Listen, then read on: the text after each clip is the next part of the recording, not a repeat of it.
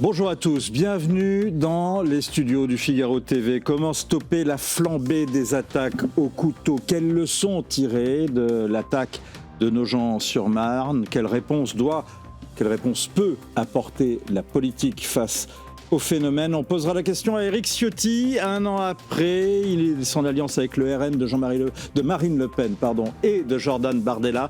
Il ne regrette rien, il en a fait un livre et même son titre. Il est l'invité de Point de Vue. Nous irons aussi porte de Versailles, nouvelle édition du salon Vivatech. Quelle place pour le Made in France et la réindustrialisation? Timothée Delem est tombé sur un robot nouvelle génération, 100% tricolore, démonstration en direct et in situ. Et puis on reviendra sur un phénomène qui ne s'arrête pas. Après le boom des baptêmes dans l'église catholique, celui des confirmations après l'impressionnant succès du pèlerinage traditionnaliste de Paris-Chartres. Monseigneur Éric Varden est norvégien et catholique et il fait la promotion dans ses sanctuaires du matérialisme hédoniste, protestant et anticatholique de la chasteté version catholique. Autant dire qu'il est en terre de mission, il est de passage à Paris et il est aussi aujourd'hui l'invité de Point de Vue.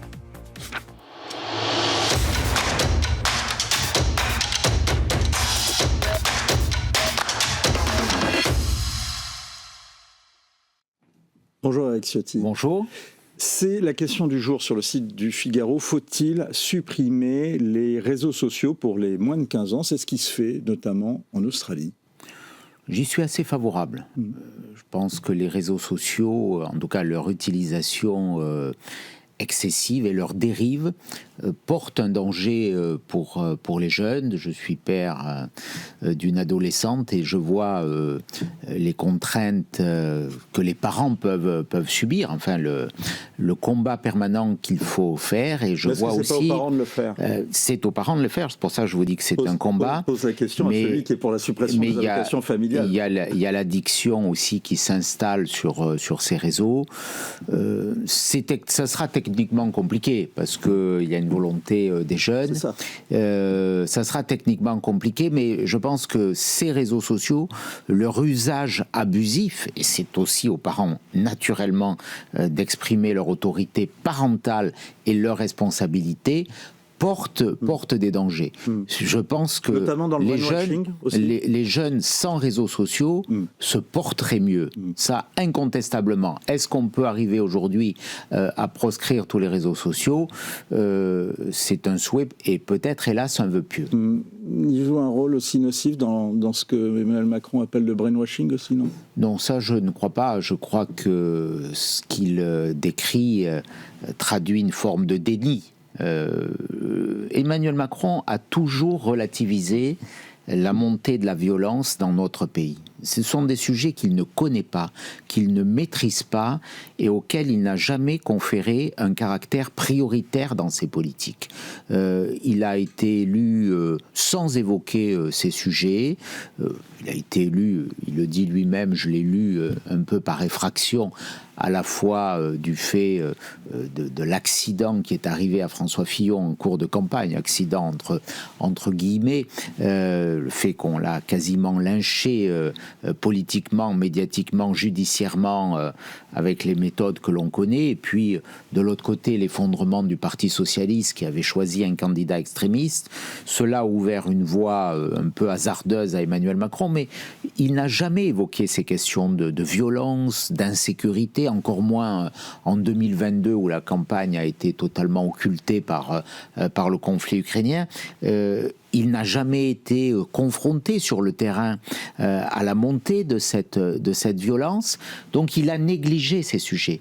Il a négligé sans doute par méconnaissance, mais aussi par idéologie. Et il le redit quand il sort cette phrase ahurissante, le brainwashing, c'est-à-dire... Il dit que les propos ont été sortis de leur contexte. Le lavage de cerveau, mais il les a dit, tout le monde peut les écouter, faire son jugement, mais au-delà de cette phrase, oui, il est dans le déni, dans la déconnexion, il ne connaît pas la souffrance de millions de Français qui vivent dans des zones de non-droit, qui vivent dans l'insécurité. Depuis qu'il a été élu, le nombre de coups et blessures volontaires a augmenté de autour de 80%. 80%, il y a 1000 actes de violence gratuits chaque jour. Chaque jour, 1000 actes de violence gratuits. Le nombre d'homicides et de tentatives d'homicide, qui est l'indicateur quand même le plus pertinent pour évaluer le climat de violence dans un pays,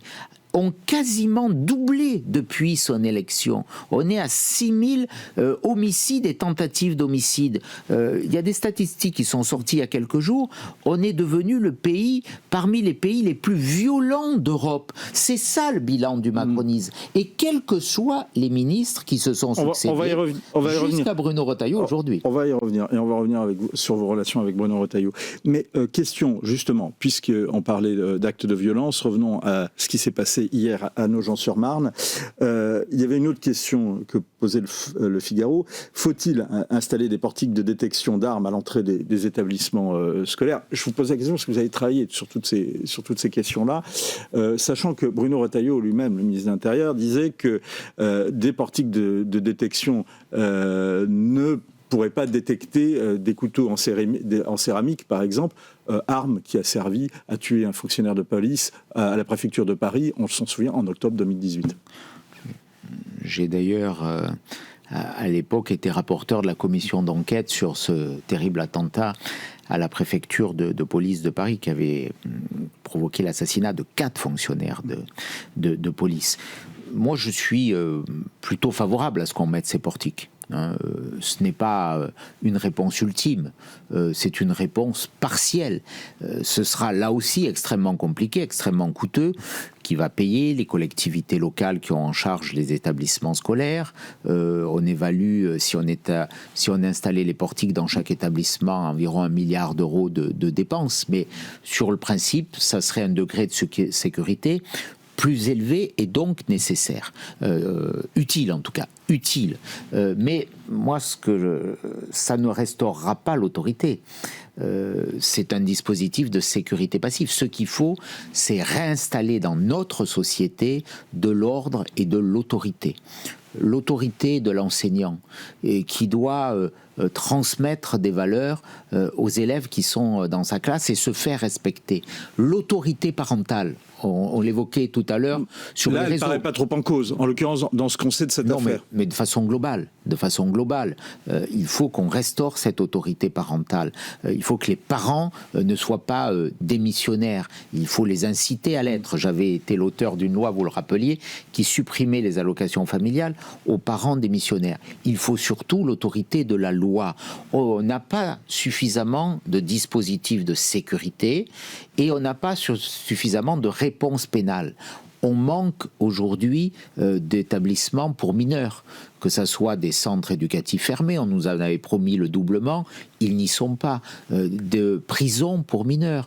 On n'a pas aussi de dispositifs tels que nous les avions installés sous la présidence de Nicolas Sarkozy. Là encore, j'avais fait voter une deuxième loi qui prévoyait longuement dans votre livre. L'encadrement de type militaire pour les mineurs délinquants. C'est une réponse extrêmement pertinente. Monsieur Hollande et Monsieur Macron ont supprimé ce dispositif. Donc il faut... Les militaires ne sont pas trop favorables à ce genre de choses. C'était de type militaire, c'était des retraités. Dans les EPID, essentiellement des anciens militaires, mais c'était une méthode militaire. Port de l'uniforme, lever des couleurs, du sport. On faisait aimer à ces jeunes qui étaient sortis du système un peu social, on faisait réaimer la nation et on leur apprenait tout simplement à vivre en société, à respecter l'autorité, la hiérarchie, l'ordre. Éric Ciotti, ce qu'ils ont aujourd'hui oublié. L'école doit redevenir un sanctuaire étanche à l'ensauvagement national. C'est ce que vous avez lancé sur le réseau social X. C'est une belle formule, c'est une formule choc. Mais ça n'est et ça ne reste qu'une formule. Bah oui, c'est pour ça que je parle de solutions. Les solutions, elles seront quelque part dans la peur de la sanction, dans le respect de l'autorité. Vous ne pensez pas, comme Elisabeth Borne, que le problème, c'est soit les réseaux sociaux, et que, ou pour reprendre la formule de Jean-Luc Mélenchon, qu'il y a un manque de prise en compte de la santé mentale des jeunes aujourd'hui? Tout ça, quelque part, c'est à la fois... la santé mentale, c'est sans doute une des conséquences. C'est un problème qui existe.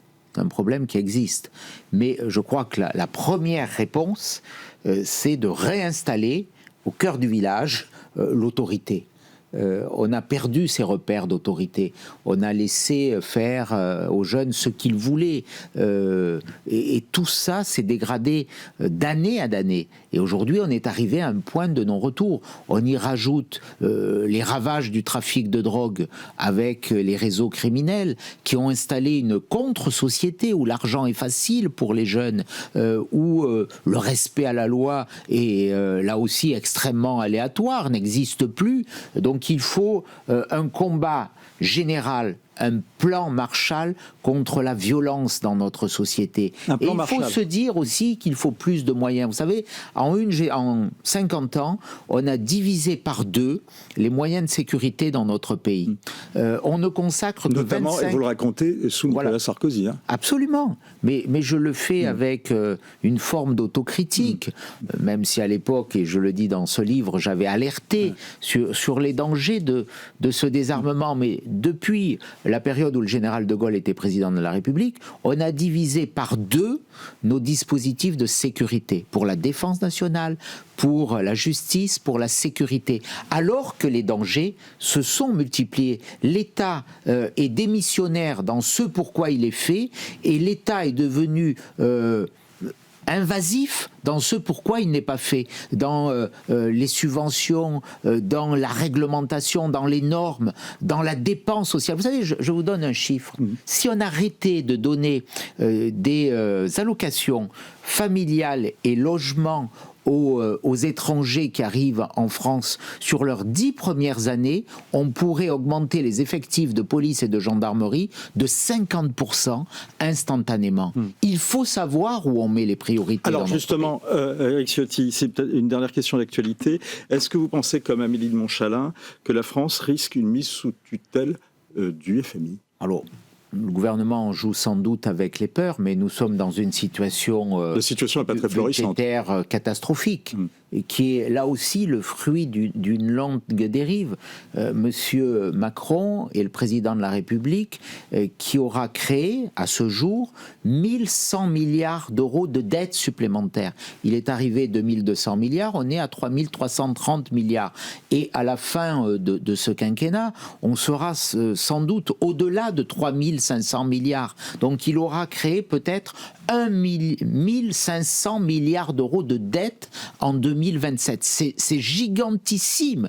On y rajoute les 400 qu'avait créé M. Hollande. Donc on a cette dérive totalement insupportable. Et que nous dit Mme de Montchalin ou le gouvernement? Qu'on va à nouveau augmenter les impôts.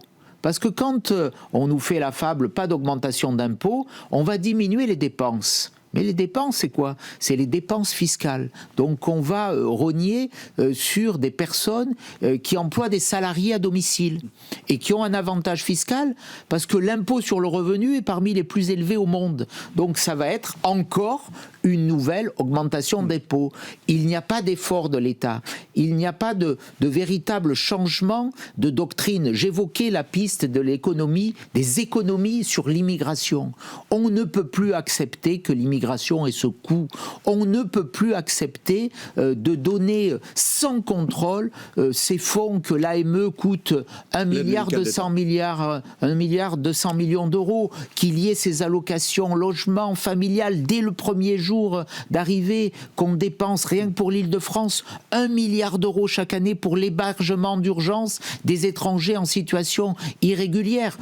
On marche sur la tête quand on voit les besoins que l'on a et que chaque fois ce sont les Français qui travaillent qui sont appelés à contribuer, ou les entreprises, ce qui pèse d'un côté sur le pouvoir d'achat et de l'autre sur la compétitivité. Ce sont des thèmes que vous développez donc dans votre livre qui est paru la semaine dernière et vous l'évoquez longuement. Vous ne regrettez donc rien et vous le répétez à longueur d'interview, Éric Ciotti, depuis la publication de ce livre, sauf que celui qui dirigeait un parti qui comptait 62 députés, qui étaient les 62 députés LR, se retrouve aujourd'hui à la tête d'un groupe qui n'en compte seulement 16, le parti, les LR, ne vous ont pas suivi, et même aujourd'hui a plus de députés que votre groupe, et votre coalition avec le RN n'est arrivée que 3e. Pourquoi ? On peut prendre toutes les... Alors, et oui, vous allez me dire pourquoi, vous allez expliquer, vous allez me dire, il y a eu l'alliance avec l'alliance NFP, le bon anniversaire Gabriel Attal, comme l'a dit un de vos députés hier à l'Assemblée nationale. Les castors. On peut prendre toutes les explications, mais quand même, il y a une chose, il y a un fait, Éric Ciotti. Vous avez pris un risque, vous avez pris votre risque, l'opération a échoué.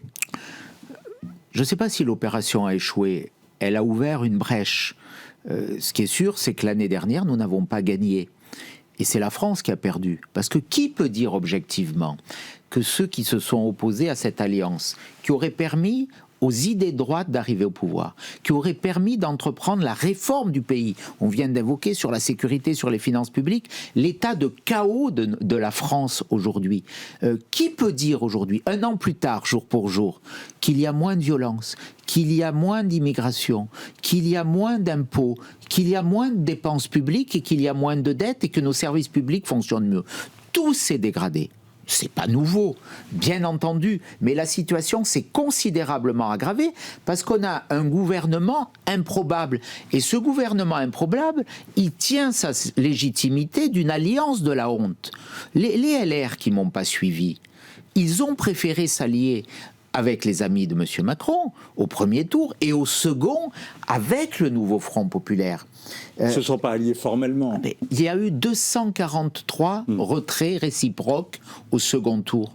Est-ce que des candidats LR qui dirigent le parti aujourd'hui ont eu des adversaires macronistes au premier tour et des adversaires de gauche au second? Jamais. Donc la réalité, elle est là. Il y a eu cette alliance honteuse. Moi, j'ai mis tout sur la table. Alors, je l'ai fait devant les médias.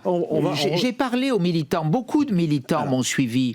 Parce que je suis convaincu que ceux qui n'ont pas fait ce choix sont aujourd'hui dans une impasse et seront balayés avec leur bilan par l'histoire. Éric Ciotti, alors justement, on va y revenir. D'abord, vous déplorez tout au long du livre l'interdit d'une union des droites. Vous y revenez longuement, ce qui rend votre livre très intéressant, et vous y revenez à plusieurs reprises qui sont autant d'épisodes de l'histoire politique des 40 dernières années. Ça vous a vraiment pesé, même depuis la fin des années 80 ? Je crois que quand on fait un coup de... quand on regarde dans le rétroviseur... Pour moi, ce livre, c'est un livre qui... Parce que le premier refus de l'Union des droites même commence dès 86 avec des engagements formels rappelés par Le Monde à l'époque, que le quotidien Le Monde dit à Jacques Chirac en disant on vous rappelle vos engagements de ne pas vous lier avec le Front National. Il y a eu cette alliance à Dreux, c'était en 83. Il y a eu des alliances au régional. Dans ma région, Jean-Claude Gaudin avait un exécutif 86. Avec le Front National en 86. Et ensuite, il y a eu ce stratagème mis en place avec une forme de génie par le président Mitterrand, qui a consisté à poser cet interdit pour diviser de façon définitive la droite. Et nous y sommes tombés à pieds joints. Et il y a eu des occasions d'en sortir. Il y a eu les régionales de 98. Et il y a eu surtout cette occasion l'année dernière. Moi, j'ai saisi cette occasion. Cette rupture, elle était historique. J'étais président des Républicains. Donc, je crois avoir couper ce pseudo-cordon sanitaire assez ridicule, qui consiste en quoi? La gauche, elle, peut s'allier avec qui elle veut, avec M. Mélenchon, y compris après le 7 octobre, sans que le Monde n'y trouve à redire. Bon, compte tenu de ses positions, ça serait étonnant. Il y a cette possibilité, cette faculté, qui ne soulève aucune critique, aucun commentaire, et en même temps, la gauche jette un interdit moral, une espèce d'opprobre généralisé sur une éventuelle alliance à droite. Eh bien, moi, j'ai voulu sortir de ce piège, et je persiste à penser, parce que mon livre, c'est une porte ouverte sur l'avenir, que la droite ne pourra gagner. Et donc notre pays ne pourra être sauvé, parce que je suis convaincu que les idées de droite sont indispensables. C'est pas une opportunité, c'est pas une possibilité, c'est une nécessité pour sauver le pays, que si nous sommes unis. Et aujourd'hui, il y a un constat, qu'on le regrette ou qu'on l'approuve. Le Rassemblement national est le premier parti de France. Il rassemble beaucoup de patriotes. Nous avons beaucoup d'idées en commun, beaucoup de valeurs en commun, celles qu'évoquait Charles Pasqua, dès 1988, ces valeurs communes, il avait raison, il était visionnaire, et pour gagner, on ne peut plus gagner si on n'est pas ensemble. Éric Ciotti, vous êtes accusé, au moment où vous faites cette alliance, de l'avoir fait sans avoir averti les instances de votre parti. Bruno Retailleau, devant les sénateurs, avait publiquement déploré que vous ayez pris votre décision au secret de manière dissimulée. Et ce qui est intéressant dans votre livre, c'est que vous le confirmez. Vous écrivez « Dans le bureau de Gérard Larcher, où nous étions convenus de nous retrouver de manière informelle en compagnie d'Annie Genevard, de Bruno Retailleau et d'Olivier Marleix, je me gardais bien d'exprimer plus avant mes convictions. » Oui, parce que je connaissais les blocages du système. Je les ai subis. Je les ai subis avec beaucoup de contraintes qui entravaient ma volonté de tout reconstruire pour ce parti, qui est le mien, qui est celui de ma famille politique, qui est celui du gaullisme. Pour moi, ce n'est plus l'héritier du gaullisme aujourd'hui. L'héritier du gaullisme, c'est l'UDR, parce que le gaullisme, c'est pas le macronisme. Et je me suis heurté à ces conservatismes, à ces blocages, à une forme de dérive centriste ou même radicale socialiste. Et donc, je me suis adressé directement devant les médias. C'était pas une combinaison d'arrière-cour. Moi, je suis pas allé à l'Élysée en secret, comme les dirigeants qui m'ont pas suivi l'ont fait, pour négocier des circonscriptions. J'ai fait devant le journal qui a le plus d'audience en France. Je me suis adressé aux Français. J'ai dit à titre personnel, je souhaite cette alliance. Le moment est venu. La situation du pays est catastrophique. Il y a la dissolution, c'est un moment historique, je prends mes responsabilités. Ma légitimité, vous savez, c'est pas M. Retailleau qui m'avait élu, j'avais été élu contre lui. C'est pas M. Larcher qui m'avait élu, j'avais été élu contre lui. Donc, les seuls auxquels je devais des comptes, c'était les militants des Républicains, et je dirais mes électeurs niçois, grâce auxquels j'ai une légitimité électorale. Et eux, je savais que j'avais leur confiance. Et c'est ça qui compte. Rapidement sur ce point, Éric Ciotti, est-ce que vous pensez que cette union des droites pourra faire l'économie un jour d'une alliance, enfin en tout cas d'une proposition d'alliance à Bruno Retailleau et même à Éric Zemmour? Mais moi j'ai lancé le soir de l'élection de Bruno Retailleau un appel à ce qu'il nous rejoigne. Bien sûr, mais aujourd'hui, il est dans un... vous rejoindre, il est président des LR, il est dans un gouvernement macroniste, où il y a des socialistes, qui est dirigé... Il n'a pas tellement de positions, il n'a pas des positions macronistes, Retailleau. Oui, mais il est sous l'autorité d'un gouvernement macroniste. Oui, et il ne peut rien faire. Qu'est-ce que vous répondez? Et il ne peut rien faire. Qu'est-ce qu'il a fait? Son bilan est vraiment nul. Qu'est-ce qu'il a fait sur l'Algérie? Combien d'OQTF ont été repris? Vous savez, il avait... C'est pas facilité, il a tenu tête, il tient les positions. Oui, mais quel résultat? C'est bien de parler. Et qu'est-ce que vous répondez à ceux qui vous disent « Vous avez les mains pures, mais vous n'avez pas de mains » Je suis pour l'action. Je suis pour l'action. Et j'ai un reproche, c'est à lui de le dire. Il faudra à un moment qu'il mette en accord ses convictions et les oppositions qu'il pourrait éventuellement subir. Mais prenons l'exemple de l'Algérie. Hein, il avait adressé une lettre en disant si vous ne reprenez pas, je crois qu'il n'y en avait pas énormément, hein, une soixantaine d'OQTF, les cas les plus graves, eh bien vous n'aurez plus de visa et on révoquera les accords de 68. C'était la réponse graduée. Combien ont été repris d'OQTF? Zéro. Et c'est une décision de François Bayrou et d'Emmanuel Macron de ne pas remettre en cause. Oui, mais alors qu'est-ce qu'il fait dans cet attelage? Pourquoi il s'est allié avec ces gens? On les connaît. On connaît leur impuissance, on connaît leur idéologie. Qu'est-ce qu'ils font avec eux? Alors que le discours de Bruno Retailleau, c'est le même que celui de Marine Le Pen, c'est le même que celui de Jordan Bardella, c'est le même que le mien. Et ils gouvernent avec des gens qui ont des discours et des convictions inverses. Où est la cohérence? Ils gouvernent ou ils essayent de batailler justement au sein du gouvernement? Mais non, mais tout ça, c'est du baratin pour rester au gouvernement. Quand on vous lit, on sait que quand même il y a des combats à l'intérieur des gouvernements qui peuvent être très forts. C'est une fable. Mais on a perdu, et j'en veux à ceux qui ne m'ont pas suivi, on a perdu 1 an pour le pays. Et vous savez, beaucoup de Français me disent, est-ce qu'il n'est pas trop tard pour sauver la France? Est-ce qu'on n'a pas franchi vous leur répondez quoi un seuil? Vous leur répondez quoi? Je leur dis, je ne crois pas qu'il soit trop tard. Alors, Parce que j'ai de la conviction, mais il commence à se faire très tard. Il n'est pas trop tard, mais il est très tard. Et si on n'agit pas avec détermination, au plan économique, pour réduire les dépenses, pour baisser les impôts, au plan de la sécurité et de l'immigration, pour le coup, ça sera foutu. Le temps file, Éric Ciotti. On commence à être dans le temps additionnel. Il y a des amis, mais quelques petites questions avec des réponses courtes, mais il y a des amitiés et des admirations très étonnantes dans votre livre. D'abord, une fascination pour Jordan Bardella. Comment un homme de votre expérience peut être autant fasciné par un jeune homme avec aussi peu, voire sans expérience du tout? Parce que c'est un phénomène politique. Parce que c'est la bête de foire politique qui vous fascine? Non, absolument pas. C'est la personnalité aujourd'hui qui est souvent la préférée des Français. C'est pas un hasard. Vous savez, il y a une forme de mépris. Une forme de mépris des commentateurs et des pseudo-élites. Mais qu'est-ce qui qualifie une élite? Est-ce que les élites ont été compétentes depuis 40 ans? Est-ce que ceux qui nous gouvernent aujourd'hui, qui sont bardés des plus grands titres, qui vivent entre soi, ceux qui ont créé ces 3300 milliards d'euros de dettes, est-ce qu'ils ont des leçons à donner aux autres? Il y a une forme de ce mépris social. Jordan Bardella, c'est quelqu'un qui a du talent, et encore plus pour son âge, qui a de l'expérience. Il a montré pendant les débats des élections législatives. Donc oui, c'est quelqu'un qui, à son âge, est tout à fait remarquable. Et c'est ce que je dis dans mon livre. Pour gouverner? Oui, absolument. Je le crois sincèrement. En tout cas, beaucoup plus que ceux qui nous ont mis dans cette situation. Parce que c'est quoi la compétence? C'est ceux qui ont bâti ce bilan. Et eux, ils sont compétents.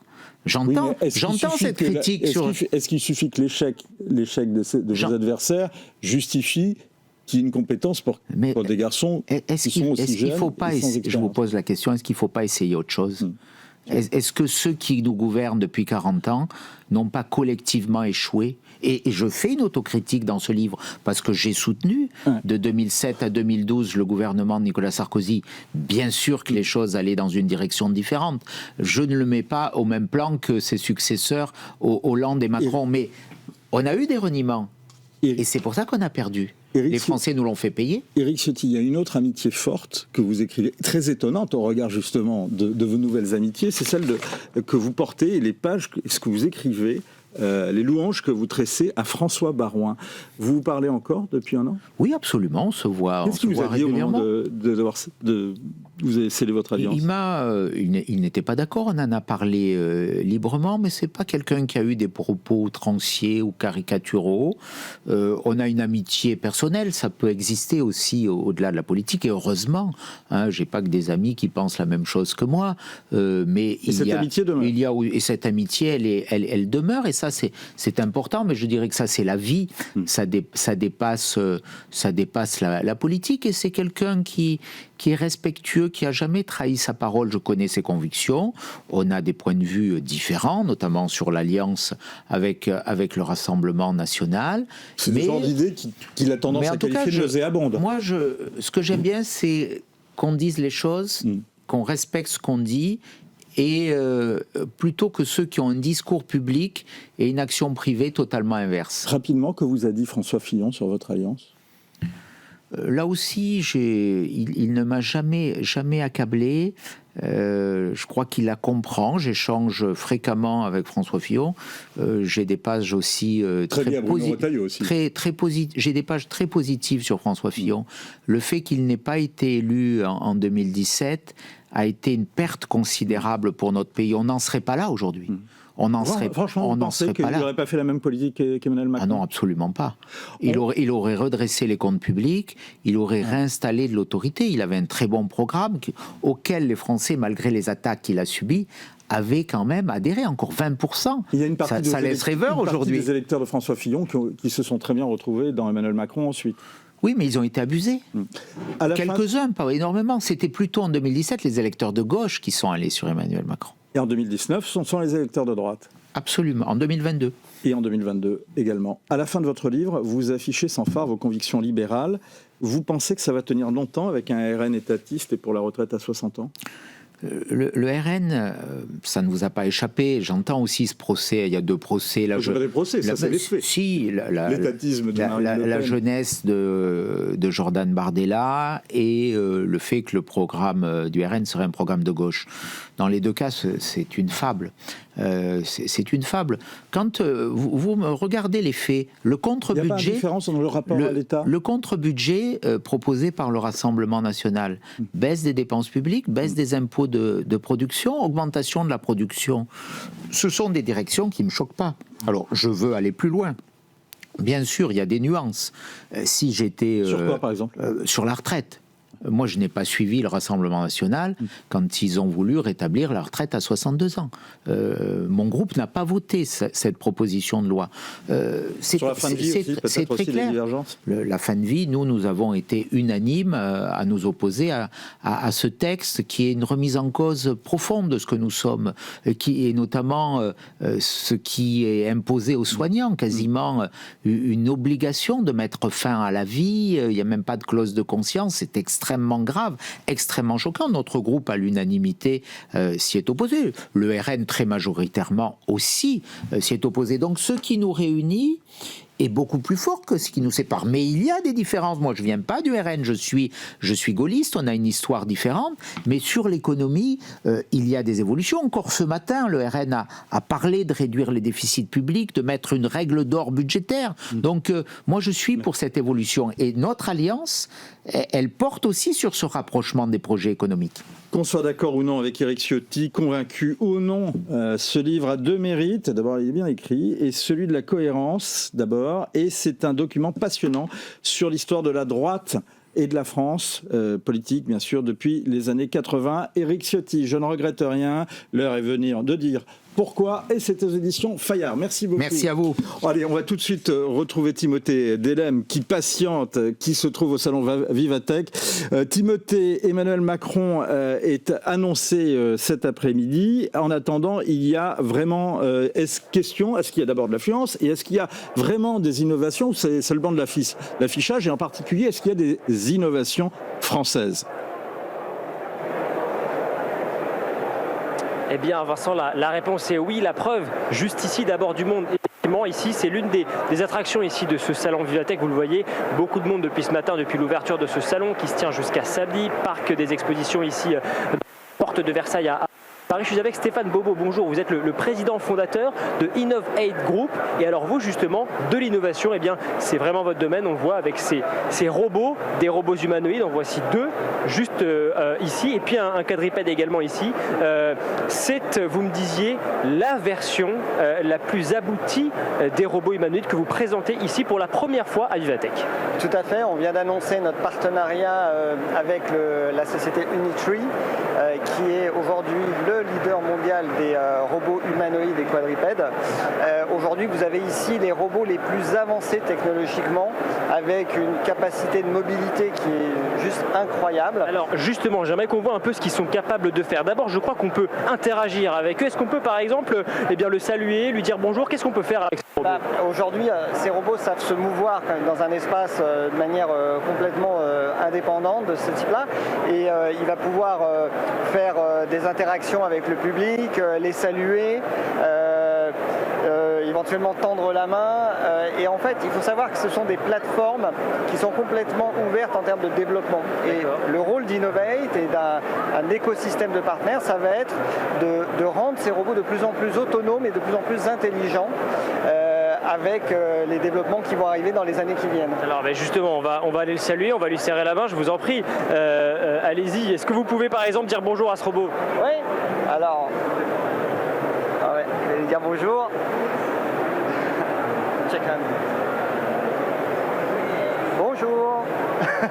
Est-ce que vous pouvez par exemple lui demander de marcher un petit peu? On va se promener un petit peu, on va se faire une petite balade. On va faire un tour, il va nous suivre et vous allez voir, il a une capacité de déplacement, il a une capacité aussi de courir. Là on l'a mis pour le salon au pas, mais il peut se mouvoir en courant dans des espaces importants. Et puis juste derrière, on voit le quadripède, le B2.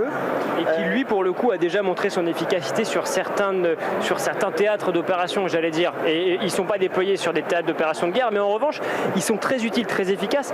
Par exemple, pour venir en soutien, vous me disiez, à des activités humaines, par exemple, c'est le cas lors des incendies, c'est le cas lors des inondations, c'est le cas également dans des centrales énergétiques. Exactement, donc ce robot est bardé de capteurs, on peut lui rajouter plusieurs accessoires pour en effet faire des relevés de scan 3D dans un environnement qui a été dévasté, par exemple avec des débris. Il va pouvoir escalader, scanner toutes ces zones et en faire un fichier qui est exploitable pour les secouristes, pour pouvoir ensuite intervenir, savoir comment intervenir ou repenser un déblaiement ou une reconstruction avec toutes les données qui sont captées par ces robots. Est-ce que vous avez un exemple, par exemple, à nous donner, justement d'une situation précise dans laquelle ils ont été déployés récemment? Écoutez, actuellement, ils sont déjà lancés en Chine avec les sapeurs-pompiers chinois, où ils interviennent directement aux côtés de ces sapeurs avec des lances incendies, avec des capteurs de toxicité. Et donc, ce sont des choses qu'on va tester, nous, en France, dès cette année. On a plusieurs expérimentations prévues avec justement des équipes de secouristes pour créer justement ces différents cas d'usage. Alors, la place et le rôle de la France, justement, on en parle beaucoup évidemment dans le monde de l'innovation. Le Made in France, vous le disiez, ce partenariat que vous avez signé avec Unitri, en fait, c'est une entreprise, une société chinoise, leader mondial, l'un des leaders mondiaux en tous les cas de la robotique intelligente. Ce sont eux qui ont conçu ces robots, mais en revanche, c'est vous ici en France, qui avez conçu le cerveau de ce robot grâce à l'intelligence artificielle, et ça évidemment c'est très important, très stratégique.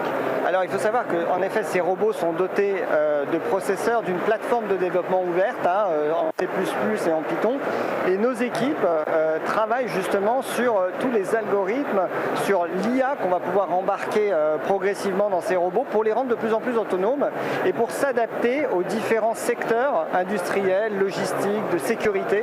Et donc on est en train progressivement de les rendre de plus en plus intelligents. Et l'ambition, c'est qu'on arrive à intégrer un cerveau français dans ces robots chinois. C'est compliqué ça de créer un cerveau pour un robot?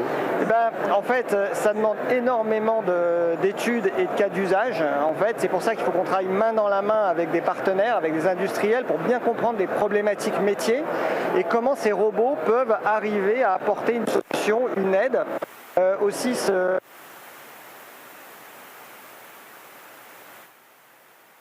Alors, on a des petites ruptures de son au salon de Vivatech, mais merci beaucoup à Timothée Delem qui nous a bien montré les innovations qui se déroulent, en tous les cas qu'on peut avoir en ce moment à Paris au salon Vivatech. Et puis bien évidemment, si nos problèmes se résolvent, on y reviendra. En attendant, on est avec Monseigneur Éric Varden. Alors là, on va faire un son plutôt dans le passé et de tout autre domaine, même si même s'il est innovant dans son domaine. Une question d'actualité d'abord. Bonjour Monseigneur. Bonjour. Je précise que vous êtes président de la conférence des évêques de Scandinavie, mais donc à ce titre vous êtes une minorité visible dans vos pays, mais vous parlez remarquablement bien français et les téléspectateurs du Figaro TV vont pouvoir s'en rendre compte. Alors précisément, je vous pose une question sur un événement qui vient de se dérouler en France. C'est une question d'actualité. Qu'inspire à l'évêque norvégien converti au catholicisme à l'âge de 19 ans, qui vit dans un pays matérialiste, luthérien, le succès du pèlerinage traditionnaliste de Chartres, 19 000 participants venus du monde entier? Évidemment, la mobilisation d'un nombre aussi important de jeunes qui souhaitent célébrer la Pentecôte en visitant ce haut lieu de spiritualité et de confession chrétienne est un fait remarquable.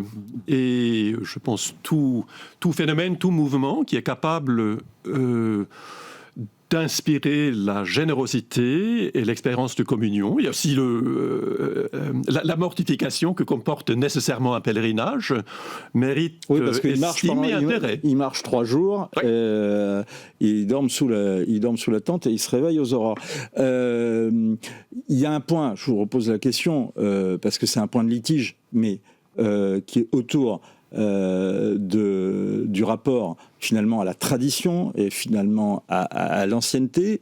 Ces pèlerins sont jeunes, mais ils assistent à notamment une messe dont la forme date, elle, du XVIe siècle et est en conflit en réalité avec un certain nombre d'évêques, et en particulier le pape François, qui avait voulu restreindre l'usage de ce rite. Vous regardez ça comment ? Est-ce que vous dites que c'est complètement exotique, c'est des querelles qui concernent des catholiques français, peut-être du sud de l'Europe, ou bien est-ce que ça interroge quelque chose de plus profond ? Je pense que si on parle de querelle, c'est une querelle qui a un profil particulièrement français, qu'un étranger comme moi a peut-être du mal à comprendre dans toutes ses subtilités. Le rapport à la tradition est évidemment une question de haute importance, non pas seulement pour tout catholique, mais pour tout citoyen d'Europe. Comment situons-nous par rapport à notre passé, à l'héritage qui nous a été transmis ? Et j'aimerais insister sur le point que la tradition n'est pas un objet, c'est pas quelque chose qu'on met dans une valise. La tradition est un procès de transmission, justement. Et c'est le sens du mot tradition, d'ailleurs. C'est ce qui se transmet. Donc, il faut se mettre dans la logique de ces transmissions qui présupposent à la fois la générosité, la curiosité, le respect, qui présuppose un regard rétrospectif pour savoir tout ce qui nous a été transmis, et un regard prospectif pour savoir discerner la mission, la tâche, la responsabilité qui sont les nôtres aujourd'hui pour pouvoir être des témoins crédibles et efficaces de l'Évangile. C'est cela l'important, après tout. Autre fait d'actualité qu'on observe en France ces derniers temps, on a observé un nombre croissant de baptêmes de jeunes et de baptêmes d'adultes, et dans le même temps, puisqu'on est après la fête de la Pentecôte, de confirmation. Qu'est-ce que cela vous inspire ? Et question subsidiaire, est-ce que vous observez le même phénomène dans vos pays ? Et c'est assez... c'est une tendance... pas générale, mais pas unique, aussi en Angleterre, qui est un pays que je connais bien.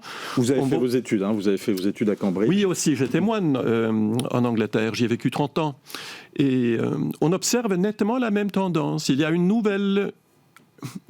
pas une nouvelle recherche, mais un nouveau degré de sérieux dans la recherche, notamment parmi les jeunes. Et cela est significatif et important, et c'est un phénomène à accompagner avec générosité. Est-ce que le phénomène qu'on observe en France, c'est selon vous le même que ce qu'on observe justement dans vos pays, les pays scandinaves, où le catholicisme est ultra minoritaire, et en Angleterre? Est-ce que, d'ailleurs, c'est un retour au catholicisme ou c'est un retour à la religion ? C'est d'abord un retour à la religion et une quête, il me semble, de sens. Dans le monde qui est le nôtre, qui est menacé de tant de manières, stratégiques, politiques, écologiques, économiques, où il y a eu une telle perte de repères, où tant de structures sont écroulées, les jeunes cherchent forcément un fondement sur lequel ils peuvent construire une existence.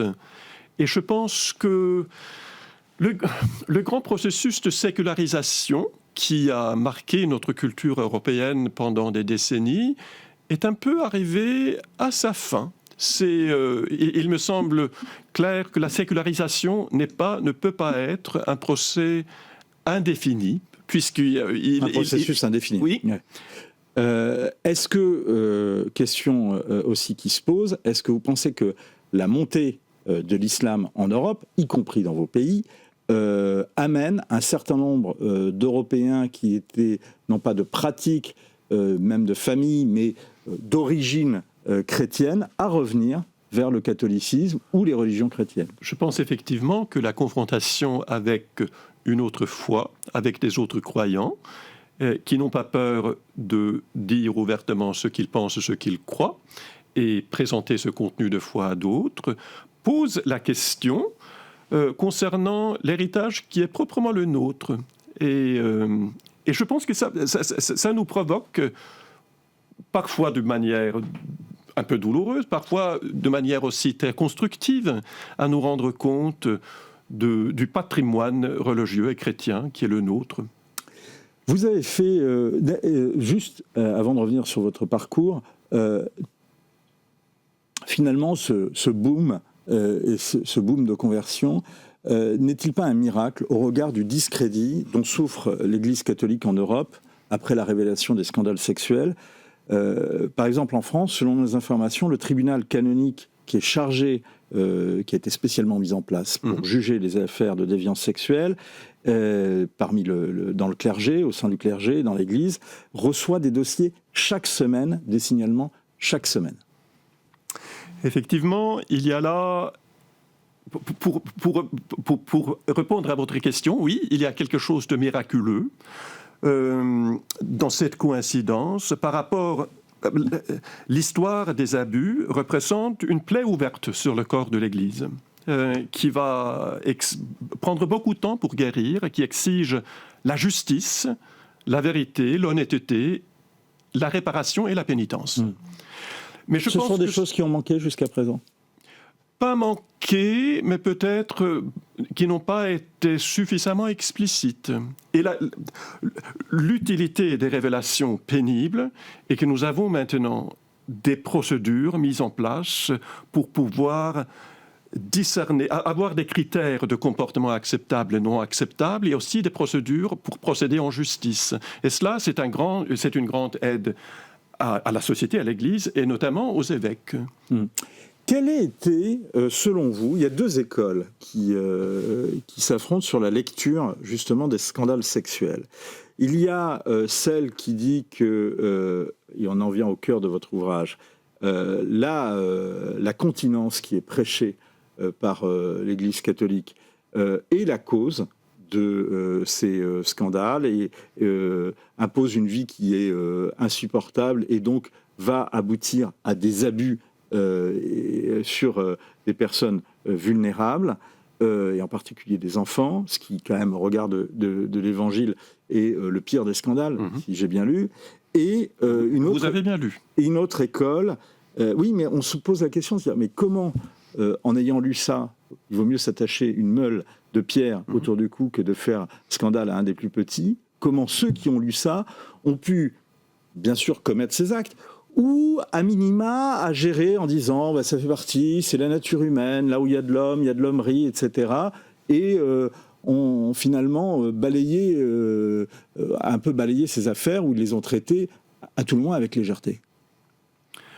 Je dois dire que je ne souscris pas tellement à la théorie de la première hypothèse. La continence... Et la deuxième hypothèse, oui, c'est celle qui attribue l'explosion de ces scandales à un relâchement de la discipline à l'intérieur de l'Église, et ensuite, à partir des années 60 et à partir d'une époque qui correspond grosso modo à Vatican II, et surtout à la révolution sexuelle et à l'hédonisme qui a suivi.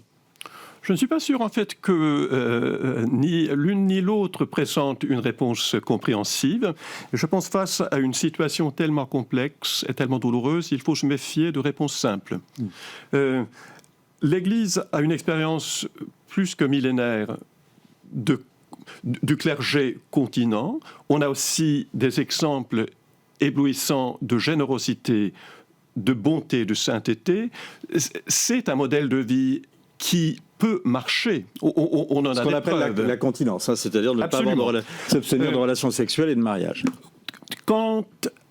Évidemment, quand on regarde l'histoire culturelle du monde occidental notamment, du dernier demi-siècle, il y a eu une révolution, pas seulement sexuelle, mais de société et de compréhension ou de malcompréhension du sens de l'être humain et du sens de la relation. Et je pense, dans l'Église, on a perdu peut-être un peu la capacité de présenter un enseignement sur l'affectivité et la sexualité qui est théologiquement enraciné. Et c'est bien cela qu'il faut, ne pas séparer la sexualité comme si c'était une dimension à part du reste de l'expérience humaine, mais pouvoir et savoir la vivre comme faisant partie d'une expérience intégrée. Vous faites donc dans votre livre l'éloge de la chasteté, ce qui est déjà un défi, mais en plus vous dénoncez un discours chrétien qui voudrait qu'on recherche seulement la paix des sens à travers la chasteté. Ce que j'essaye de faire dans le livre, c'est de... le mot chasteté, admettons-nous, est devenu un mot parfaitement inutile, et inutile même pour le sarcasme, qui nous paraît un terme rigide, frigide. On pense à la ceinture de chasteté, d'ailleurs vous l'évoquez dans votre livre. Absolument. Et l'objet de ce petit essai, c'est d'examiner avant tout un vocabulaire, pour voir si le mot chasteté contient peut-être un trésor de sens sémantique plus intéressant, et je pense avoir indiqué que c'est effectivement le cas. Pourquoi ? Parce que la chasteté, qui reste un terme important de théologie et de liturgie catholique, si on suit l'histoire du mot, n'est pas principalement une affaire de sexualité. C'est un terme qui désigne une manière de vivre dans le monde, une manière d'être humain, une manière aussi de se positionner devant l'autre. Okay. Mais en quoi ça consiste exactement ? Ça consiste à savoir affronter l'autre sans céder au désir ou au besoin de le maîtriser, de le posséder, de savoir se relationner de manière libre. Et cela présuppose l'harmonisation des tensions, des pulsions diverses qui composent mon être, mon expérience, mon histoire. En vous lisant, ce qui est très intéressant, c'est que vous liez cette notion de chasteté à une époque qui date de bien avant la révélation chrétienne. Vous dites que c'est une notion déjà en cours dans l'Antiquité et en cours dans l'Empire romain. On retrouve ce terme dans le vocabulaire de Cicéron, de César, où le mot castus, dont provient chaste, peut être utilisé comme un synonyme de integer, c'est-à-dire entier. Donc la poursuite de la chasteté et la poursuite d'une vie entière. Oui. Vous dites le synonyme, c'est l'intégrité. Oui.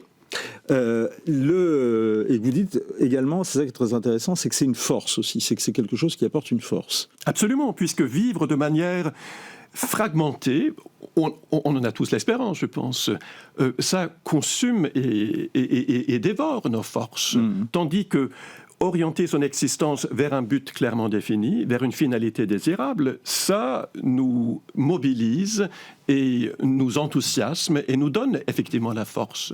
Vous venez d'un pays, en tous les cas d'une partie de l'Europe, qui a été très active dans la révolution sexuelle, qui est l'Europe du Nord, et en particulier, on dit plus le Danemark, mais les pays scandinaves ont été très actifs, et en tout cas cités en référence souvent dans cette révolution sexuelle. Est-ce qu'on ne vit pas justement un basculement aujourd'hui ? Est-ce que le problème n'est pas qu'on est rentré dans une société post-hédoniste qui est redevenue puritaine tout en restant progressiste ?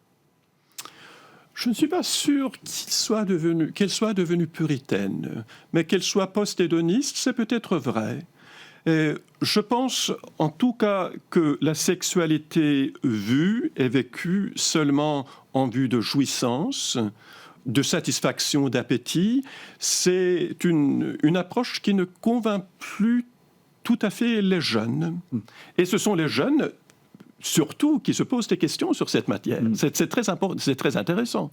Mais justement, on voit aujourd'hui un phénomène qui est ce qu'on appelle la sexualité. Absolument, c'est très intéressant. Est-ce que vous vous en réjouissez ? Non. Au contraire, ce que je voudrais défendre et encourager par ce livre sur la chasteté, c'est un réveil d'un saint désir. Et c'est un livre très bien écrit et qui est très profond, très intéressant, parfois un peu déroutant, mais absolument délicieux à lire. Chasteté, une réconciliation des sens, et c'est aux éditions Artege. Merci beaucoup, Monseigneur Éric Verden, d'être venu nous en parler. Point de vue, c'est terminé, et vous retrouverez demain Timothée Delem, cette fois-ci en plateau. Merci de nous avoir suivis.